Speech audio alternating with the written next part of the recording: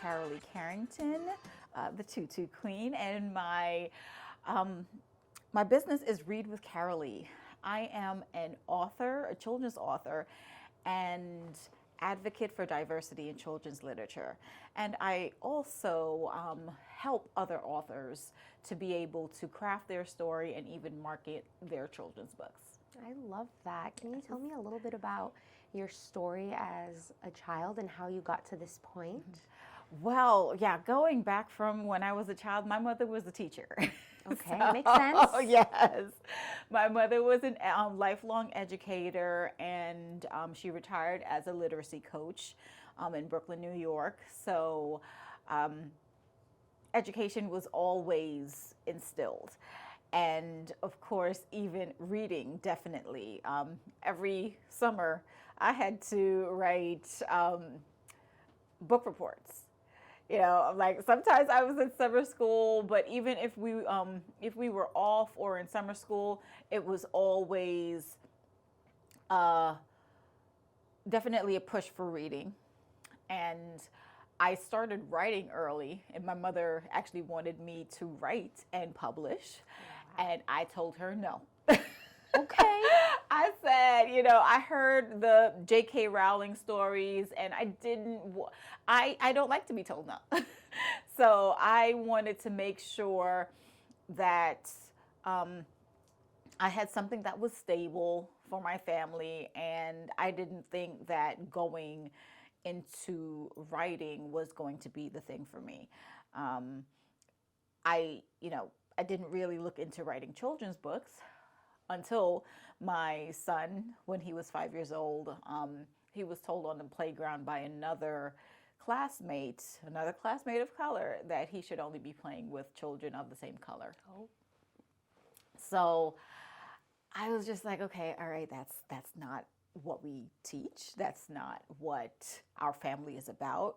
So I was trying to find a book that was on his level.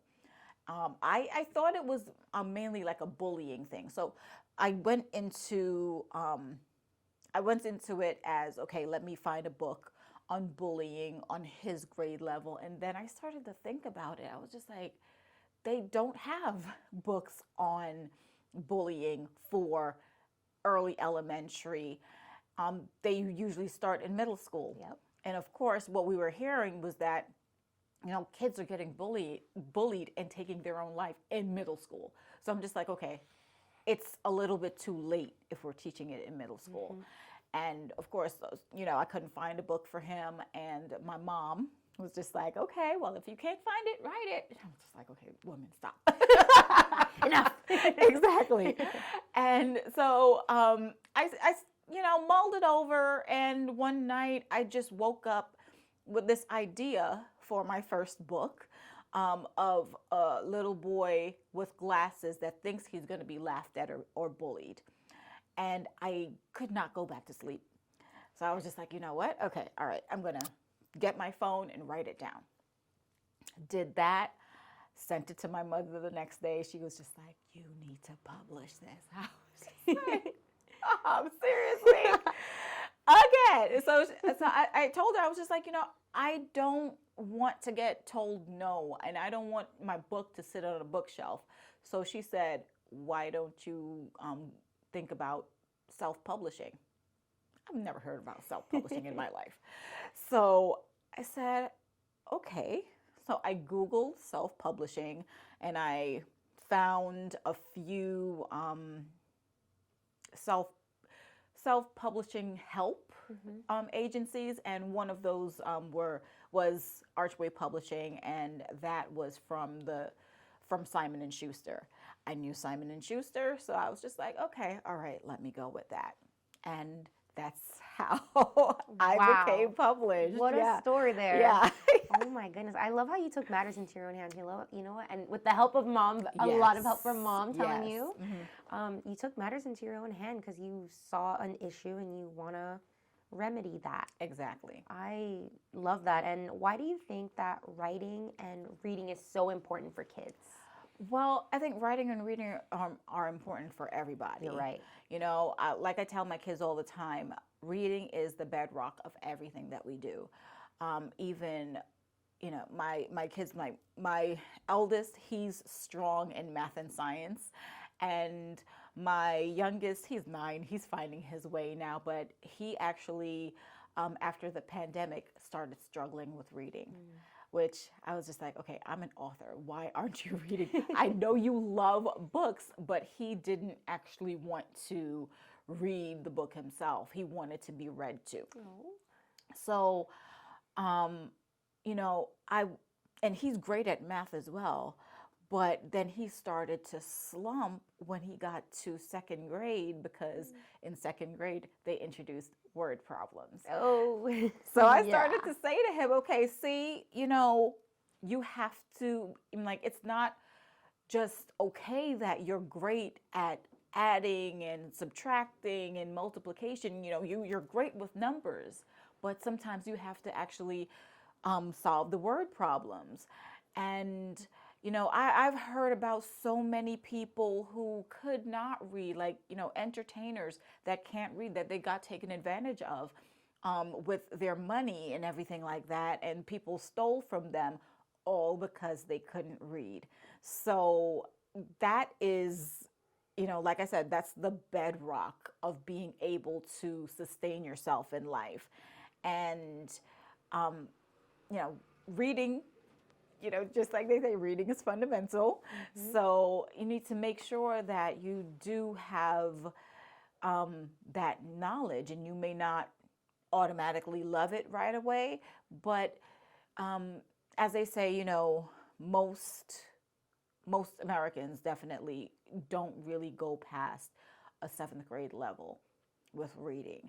And, you know, that's just the basics and fundamentals. And, you know, you're able to possibly get a few big words in there. But just having the basic knowledge of reading and being able to understand, I think that definitely is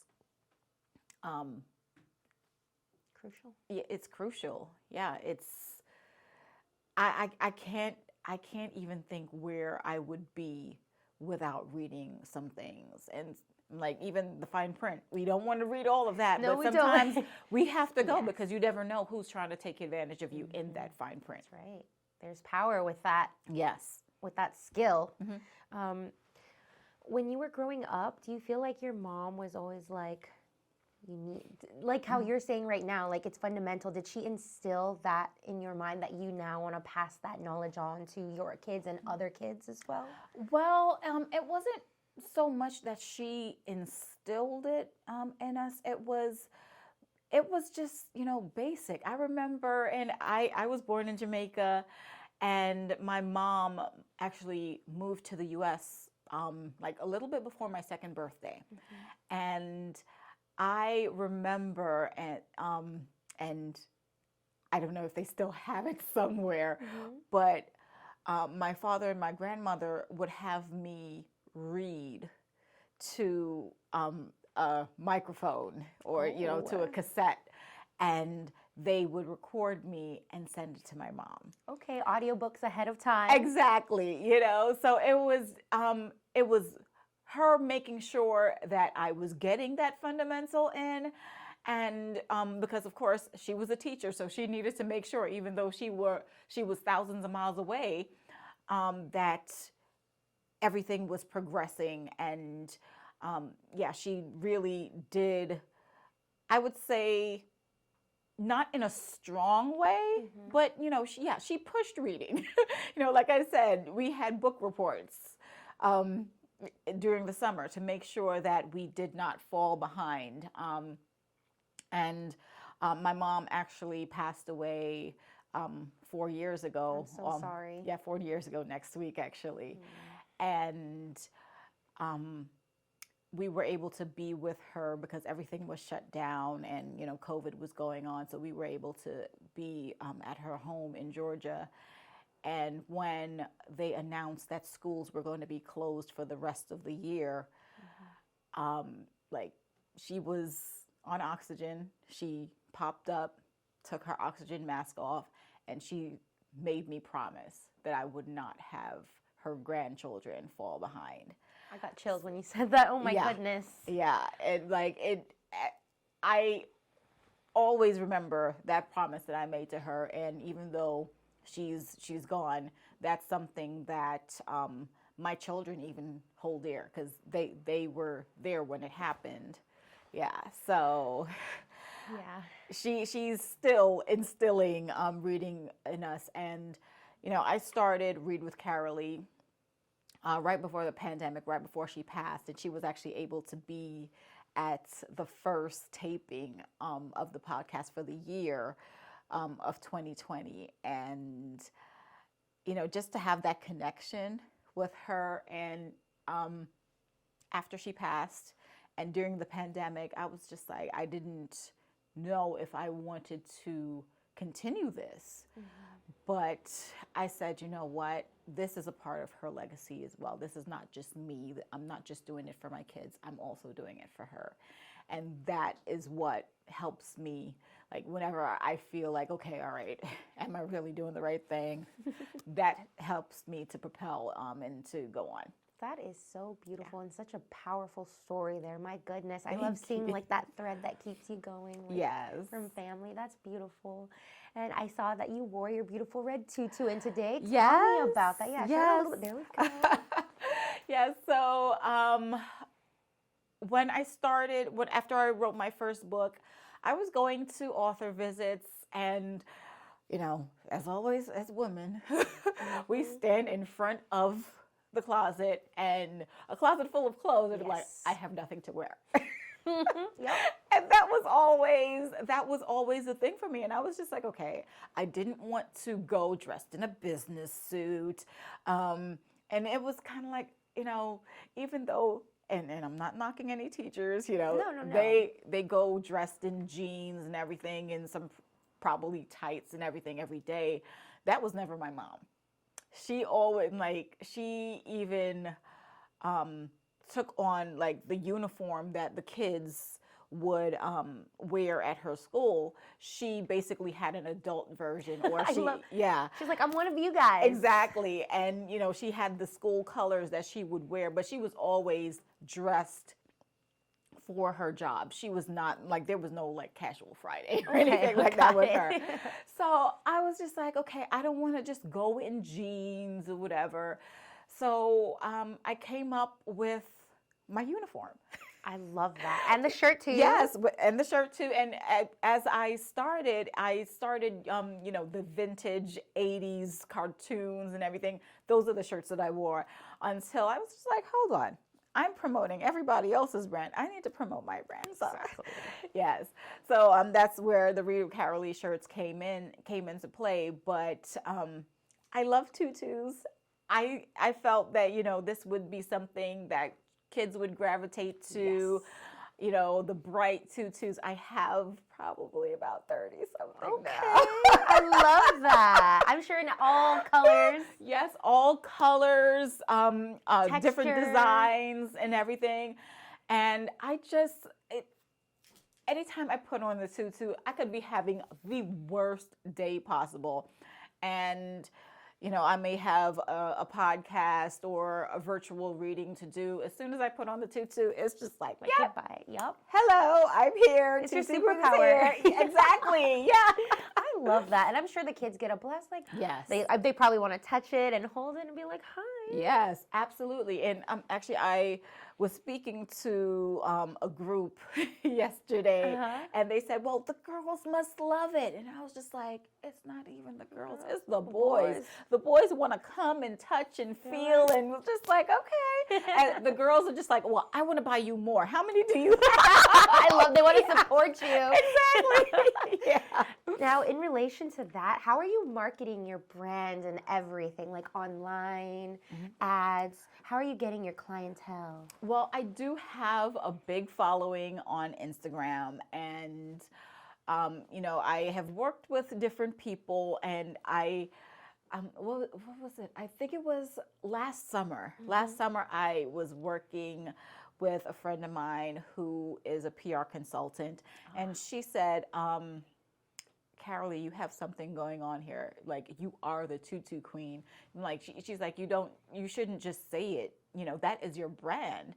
And I have been able to showcase my brand on Wheel of Fortune. Wow. I taped an episode of Wheel of Fortune last summer where I did wear my tutu, and yeah.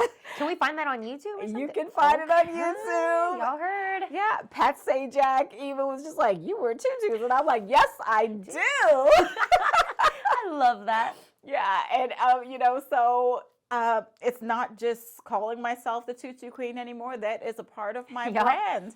And everywhere I go, representing my books or representing children's literature, I am in my tutus, and I love it. I love that for you too.